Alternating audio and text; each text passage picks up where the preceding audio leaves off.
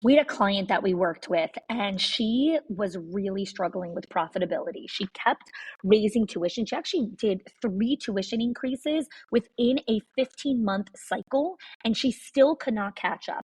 So I helped her work with our 6 money leaks in schools, and she only used 3 of the 6 money leaks and cut her expenses by 50%. 50. She did not fire anyone. She did not slash any of her programs, and she did not work more hours. Again, the 6 money leaks are not hacks or spreadsheets. These are patterns. They are small decisions that feel so normal that your school does, but they quietly drain your school's profit. So if you've ever wondered why you're working so hard, but still not seeing the return, this is your first step to clarity. Click the link in the show notes and find out what it's actually costing you.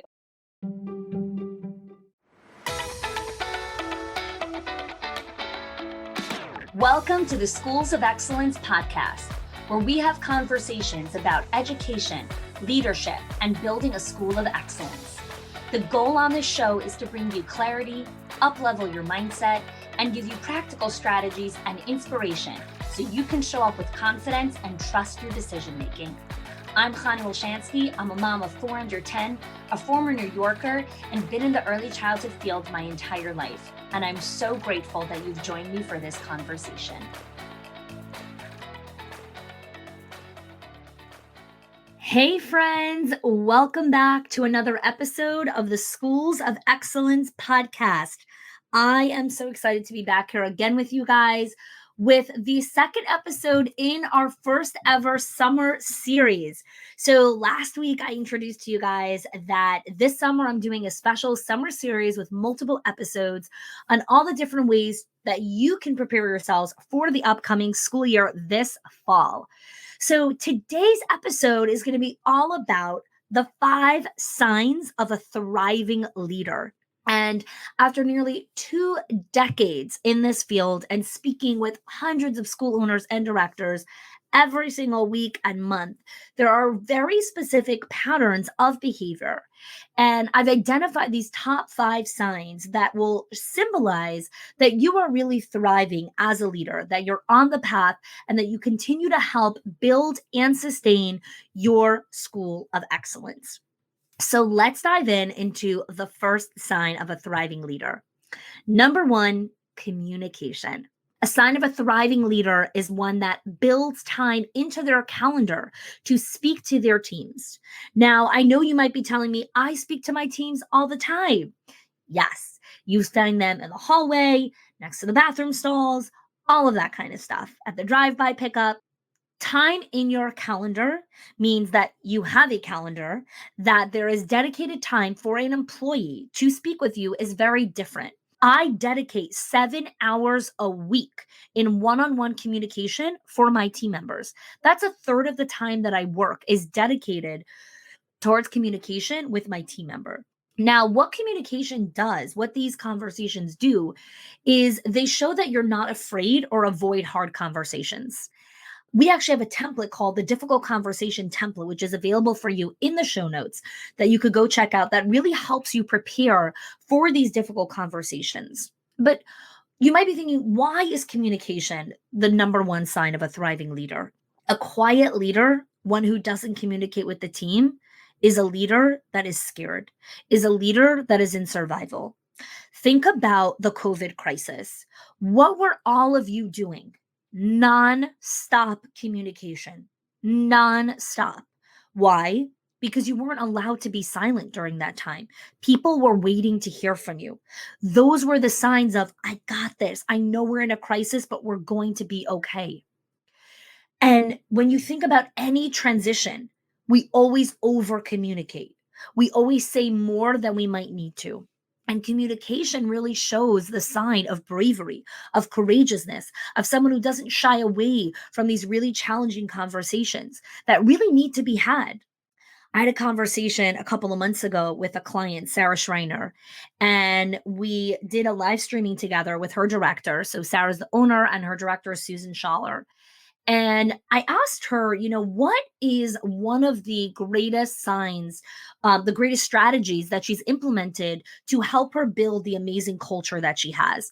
Just so you understand context, Sarah has built this amazing culture where when we were communicating with each other, she was saying that she actually gets phone calls from people out of state that are asking to move down to live next to her school because they heard that she has an amazing culture. So Sarah doesn't have a hiring issue or a hiring crisis like many other schools have right now. And a lot of that has to do with her culture. And so I asked her, like, what are you doing that's building this incredible environment? And she said, without bat an eyelash, she said, difficult conversations. We do not shy away from difficult conversations. So you might be listening to me like, nah, the sign of a great culture is like, motivated, inspired teachers or whatever it is. Those are all symptoms. The strategy to truly sustain excellence and a collaborative culture is one where the leader doesn't shy away from difficult conversations and says what needs to be said. That's how she creates a circle of safety. That's how she creates accountability. Okay. Now, again, each of these are an episode in itself. So I'm not going to go too much into depth, but I want to give you those things to really think about when it comes to the 5 signs of a thriving leader. So let's go to the second sign. The second sign of a thriving leader is you celebrate wins and successes. It's very easy to get pulled into the hardships and what is and isn't working. And the sign of great leaders is one who can pause at the end of every week, reflect on wins, reflect on successes of the team. What is bringing everyone together? So if you think about when you feel most alive, if you think about when things are going really well for you, when you feel like you're at the top of your game, it's really when you have a clear definition of success and you're winning. And that's why it's so critical to consistently align and make sure the team understands this is what success looks like. And I have a whole episode. You could scroll down to the 3 ways to boost staff morale, which is all about how to redefine success to elevate your team. And so the sign of a great leader is someone who understands we have to celebrate wins. We can't only celebrate when everything is working perfectly. Then you never celebrate because it's a constant journey of success and struggle, success and struggle. So pausing to celebrate is very powerful. Let's go to number 3. Number 3 is you invest in your people. This is probably the biggest mindset shift that I've seen that leaders need to make with their company because you are investing company money or time or both into your people. And what's challenging about investing in your people is the return on investment, the ROI, is very rarely cut and dry. If you think about investing in marketing, your marketing team, marketing campaigns, the marketing people can show you very clearly cost per lead, cost per acquisition, cost per click, all the things. You know exactly how every dollar compounds itself. And so it's very easy for you to invest the money because the game is very clear. And even when you're playing a long game, you see the game, it's very trackable. And so our minds are wired for this clarity and consistency, right? We don't like ambiguity.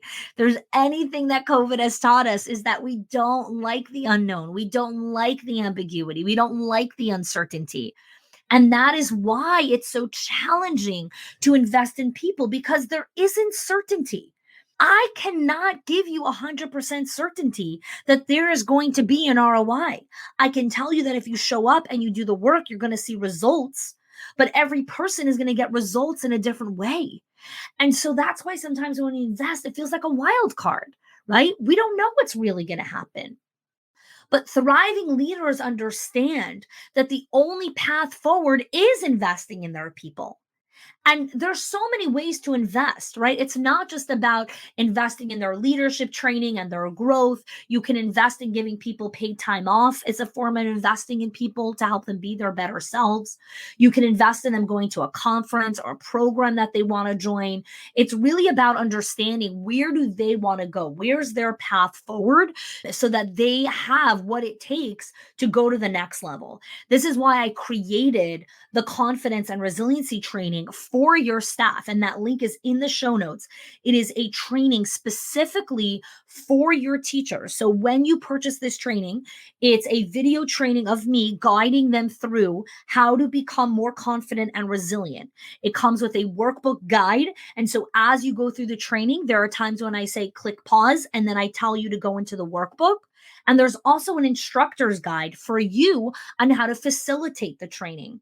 So, this training, when I deliver this training in person, is upwards of $5,000. And we created a very, very special offer that's going to blow your mind on this specific confidence and resiliency training. And so, definitely go check that out in the show notes. If you want to invest in your people, this training is incredible for your team. And because it is designed in this specific way, we're able to completely cut down so many of the costs that are associated with it. And it's just a no brainer investment for your people. So definitely go and check that out. Link is in the show notes. Now, let's go to number 4 of the 5 signs. Number 4 is you know how to think strategically. Okay, this is a big one. What I have found in my years of working with leaders and being a leader myself is that many people say, I want to think big picture, I want to focus on strategy, but they really struggle with becoming that visionary, with really thinking strategically. If you think about strategy, I look at it as the equivalent of planning a trip. And let's say you plan a trip for your team and you get there, even one day earlier, a few days earlier to set up, to prepare in advance because the team is coming, right? You never pull up at the same time as your team. Why? Because you need to see the ground. You need to make the changes. You need to see what's missing, right? And then you're there to greet them. Being strategic is about not being reactive. It's about looking ahead. What are the next hires? What is the next part of the growth plan? What is the next step in the journey? You are thriving in a place where you can pick your head above water long enough before you get pulled back into the weeds. The ability to think strategically is really understanding about creating blocks of time that are meetings with yourself, time alone. If you're not dreaming and thinking, if you don't have time and space for yourself to think, to dream, to just think, you're in survival or you're going to be there very soon. Because when you don't think ahead, then your team gets to a place and they're like, hey, what's next? And you're like, I don't know. I got here the same time as you. We don't want that. We want you to think strategically. We want you to be able to look ahead. We want you to be able to anticipate what's coming. And those are the signs of a thriving leader. And one of the things that we do in great depth in our directors in our circle, in our owners HQ, is so much about giving the leaders the skills and the mindset of how to ask the right questions so they can really think strategically and be that forward thinking leader. And the final sign of a thriving leader is radical self awareness. Okay, it's my favorite one. This is a level of self awareness where you're learning how to think, not what to think, how to think. You're understanding the quality of your questions that you need to ask yourself to get to that next level. You have a self awareness of, okay, this is my breaking point. When I do this, then this happens. When I'm feeling this, then this happens. So some examples are, when I'm not sleeping properly at night, like when I'm waking up in the night, it means that there's too many projects going on at a time in the business. That's my sign, my self-awareness signal going up and saying too many projects. When I am short with my kids or I don't have as much patience, that is a sign that I'm overcommitted and I need to see what I need to strip down from my calendar. Okay. When I am having petty arguments with my spouse, that is a sign that we have not been committed about our one-on-one time together, our dates, our time off, like just whatever our rituals are that we have. When I'm pulling petty arguments, it's because we haven't spent enough time together. We're neglecting each other. So this is just personal, some examples for you to recognize, like that's radical self-awareness, right? That is not something you are born with. That is not a talent. It is a skill. You learn how to become self aware. My husband and I have some really powerful standards in our marriage, and those are created through awareness. One of the standards that we have is we do not use the words never and always. So, whenever we are having a conversation or we're having a dialogue about something or we're arguing about something, the words never and always are not allowed to be used in the conversation because it's not true. There's no such a thing as you never do this. Doesn't exist. There's definitely been at least one time that he has done that. There's no such a thing as you always do this. Nope. There's for sure times that I haven't. So always and never are very black and white approaches, and it really, really damages a conversation and a relationship. And so what we've noticed through time is that when we put this guideline in place, it really helps us navigate very difficult decision making when we use these filters. And we have lots of other things that we do as well. This is just one of them to understand. Now, how did we create this guideline? It came from awareness. It came from recognizing that conversations get escalated or heated when we start using these words because the other person feels attacked. The other person feels like you don't see me, you don't recognize me when I do show up that way. And so that is why we've stopped using those words.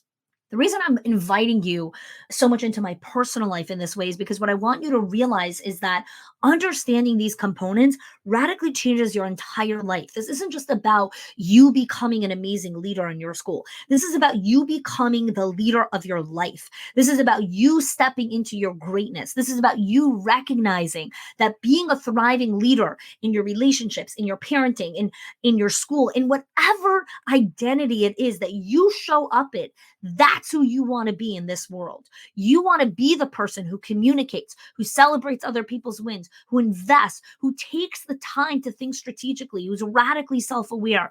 These are critical components of building and sustaining a school of excellence. So, what I want to leave you with here today is recognizing there's no top of the mountain, there's no summit.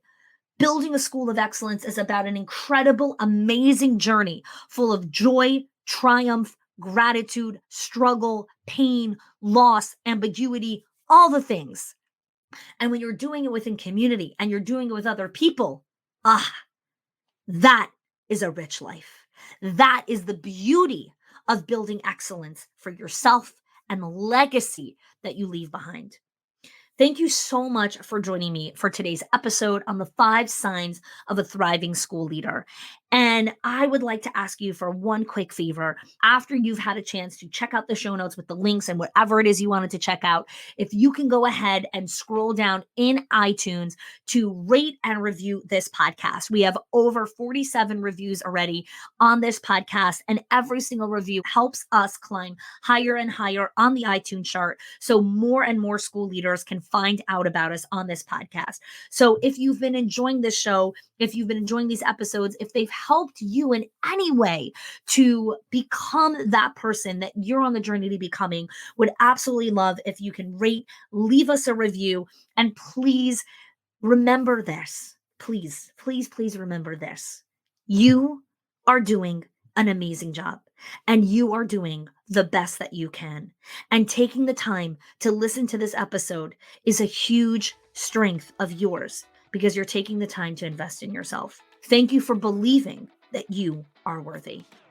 If you are loving the Schools of Excellence podcast and have gotten any value out of it for your school, I would love if you can do 2 things for me.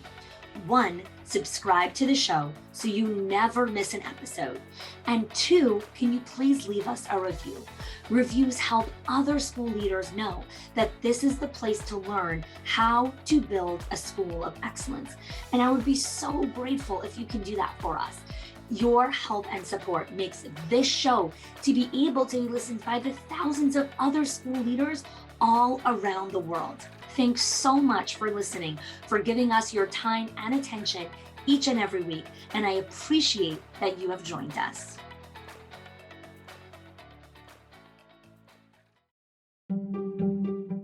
If your accountant has ever told you to cut back on professional development or slash your teacher appreciation budget or your staff development budget just so you could stay afloat, or has told you, hey, you probably can't go invest in that program, please listen. The problem is not that you're spending too much money on your people or yourself or your investment or your support system. It's that your school has invisible money leaks that are draining your profit, leaks that no spreadsheet will ever catch or accountant. So I created the 6 money leaks of schools that show you the 6 core areas that schools lose money every single month without realizing it. If you close even one of them, your profits will start to soar without sacrificing your team. Go get it now and stop blaming the things that are actually building your school.